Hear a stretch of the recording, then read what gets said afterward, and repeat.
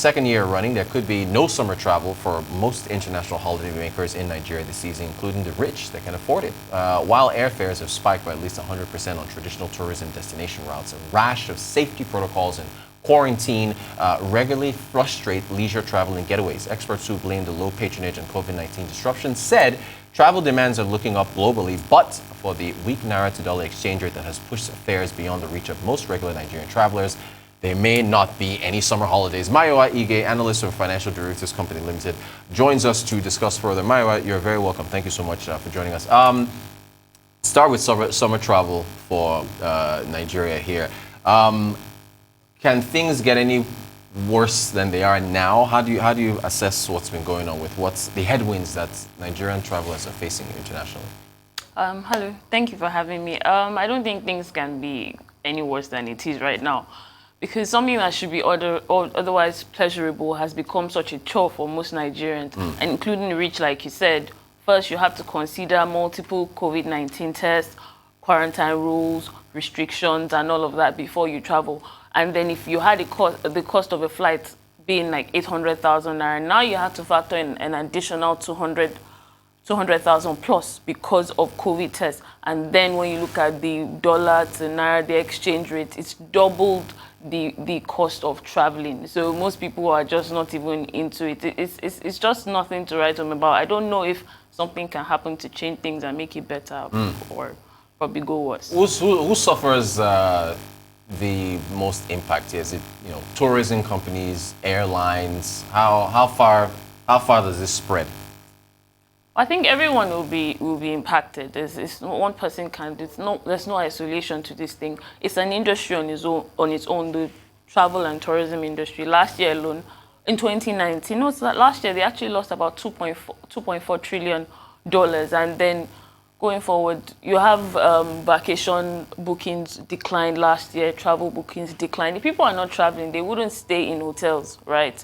But then hopefully, seeing that things are beginning to pick up, especially in countries like the US and the UK. So where do Nigerians go this summer then? You focus on domestic travel or you just stay home? Well, people like to travel, right? It's not that bad, is it? I mean, well, you could say, focus on domestic local travel, but then when you consider the level of insecurity in Nigeria, it's not encouraging. That option automatically goes out of the window. But then you see travel agencies trying to encourage people to tour other African countries, but that still, some countries are actually still pricey to travel to. But then you have countries like Benin Republic, just beside us, and Ghana, which are still a bit affordable to travel. All right, so let's switch to the US and the UK and this travel corridor matter. How exactly was that supposed to work? Was that like a funnel between the two countries or what? So it wasn't. Since the beginning of the pandemic, the US actually stopped all non-essential and non-American travelers from coming into the US from the UK. And then the UK also placed some quarantine rules for travelers from the US. And so it's impacted the economy, travel between those countries. And so with a lot of pressure from airline CEOs, airline tourism industry leaders, the Biden administration started considering opening up traveling between the two countries again.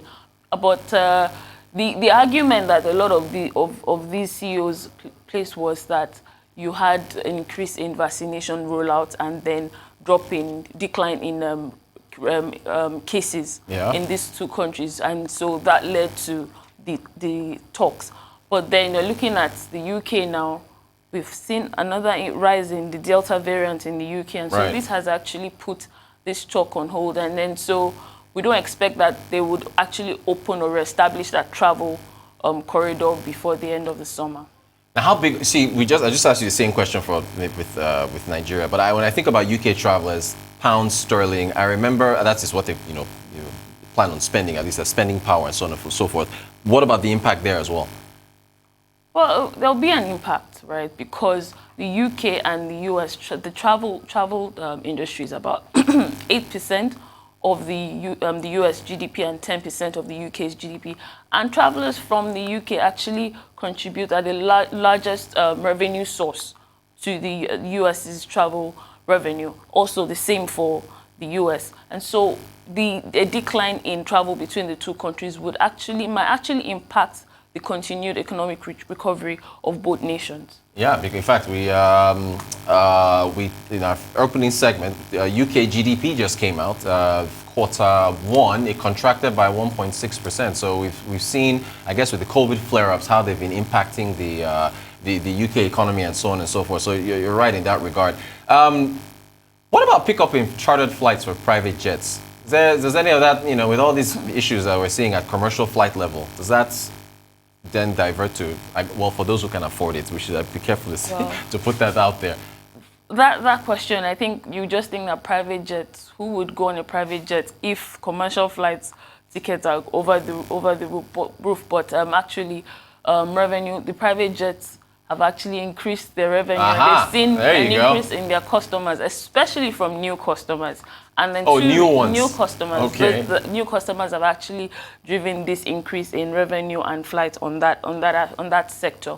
And two reasons for this is, number one, health concerns and safety concerns. When you use the private jet, you have the private terminal, you don't have to go through the general crowded airport.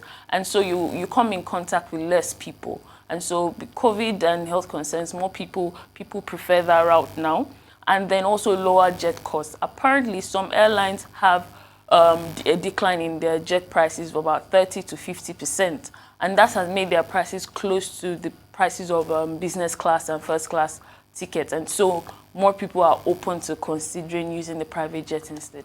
Fantastic. And okay, let's go to the global, well, the shipping backlog that is causing manufacturers to order in advance of Christmas time. That is for goods coming from China, saying that, this is, what are we in now? Well, we're about to be this is the last day of June. So imagine ordering Christmas item 6 months in advance. Is that moving from airfare now to cargoes now? Is that also, I guess, this whole supply chain narrative and the shipping bottlenecks? That's still a massive issue coming out from China at this point? Yes. A lot of manufacturers in the UK, US have, sellers in the UK, US have their manufacturing units in China. And then China has actually had a lot of issues with their ports and also related to the COVID pandemic. And then we all know that the supply chain has been disrupted since the pandemic. And so people are trying to think ahead, plan ahead, because if they don't, it might actually lead to a very, very huge mess during the Christmas period. Christmas period, people buy more, people buy Christmas gifts and Christmas presents. And then if they come to the stores to buy and there's no supply to meet their demand, we'll probably see prices increase if you look at the laws of economics. And then we already have inflation issues going around happening in the UK, in US. And with prices increasing, it might actually have an impact on inflation even. And then looking at the retailers, if they do not get their goods in on time and the goods come in after Christmas, it's going to impact their sales. One, they probably have to sell the goods at way lower prices. Because the Christmas season is gone. Christmas season is gone. Right. And if they can't do that, they might actually have to hold in those items in their inventories, and that would actually increase their inventory carrying cost, which would impact their own revenue, and so it wouldn't be good for them at all. Just issues all over the place. What do you make of Southwest Airlines offering overtime pay to try to entice workers to come through and assist with what they expect is going to be a July 4th bonanza for travel? What do you think? What do you make of that? Well, it's understandable. During the pandemic, a lot of airlines laid off staff. They lost staff. Southwest lost thousands of their staff during the pandemic, and so they now, if they've started operations again, you have increased demand and all. So when they have to rehire and retrain the staff, it would cost a lot of time and effort, which they probably cannot afford now. So the best strategy they probably can come up with is, let's keep the ones that we have. And this is probably why they have come up with this double in pay for their staff. Okay, so did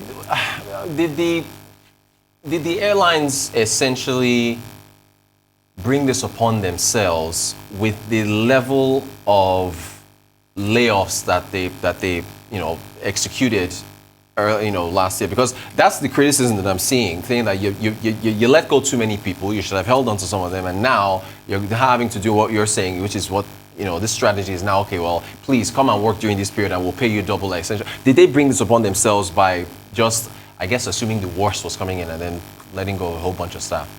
Well, I say yes and no, right? I say no because they didn't have any choice during the pandemic. They were not working, they weren't doing anything, people were not traveling, and so they couldn't afford to keep a large amount of staff on. And if you look at airline operating expense, the staff labor actually contributes to a very significant portion of their operating expense, right? And then even before the pandemic, we saw that there was actually a study and saw that on average, international airline carriers only had cash at hand to cover 2 months of their expense. Right. Wow. And those are thin margins. Thin margins. And then the pandemic went on for how many months? You can't compare them to the likes of Apple, that has like 2 years or how many years of cash at hand to cover their own expenses, right? And so they had to actually let people go because they couldn't sustain it. For Southwest, the reason why I'll say yes, they brought it upon themselves is that they actually advertised and overscheduled flights and plans that they knew they had they'll say probably they didn't, but they didn't have the capacity to fulfill, right? Yeah. So now they have to deal with the result of that. Apple, by the way, has about $200 billion in cash on hand. Yes, over how many years to cover their expenses? Jeez. Okay. What's your aviation outlook? Do we possibly have a recovery in, I don't know, I don't even know if I should say 2022, 2023 or 4? Or what do you think? How do you think things will work out in that regard? I actually think maybe we look late 2022, 2023. We expect that more vaccine, there will be increase in vaccine rollouts, right? And then more people will get vaccinated. Yes, there are certain issues surrounding certain vaccines that causing sort of issues, and also what led to the delay in talks with UK and the US travel corridor. But look, we're expecting that things will pick up in 2022, 2023, let's see. We'll probably see an increase in travel. Also, in fact, we even on our earlier segment, Moderna, they had a slight test which was positive with respect to this Delta variant. So hopefully, if the vaccines are multifaceted enough to deal with these variants, then maybe we see that pick up as things come around. Mayowa Ige, analyst with Financial Derivatives Company Limited. Thank you for taking us through the supply chain bottlenecks and the aviation industry. We really appreciate your insights.